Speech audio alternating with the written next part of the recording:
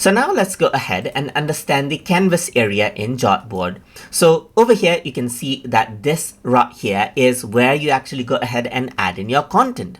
Over here on the left hand side, you got pen and everything right here. And once you go ahead and add in contents like this, let's say for example, notes, then you can only add it within that canvas area right here, not beyond it.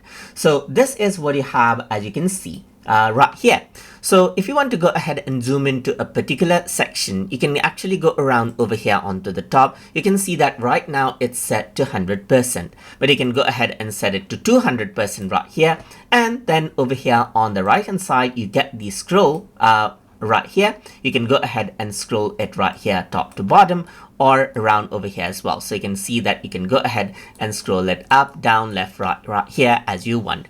You can also view 50% so that the canvas is smaller right here. So you can simply go ahead and choose the level of canvas right here, just like this.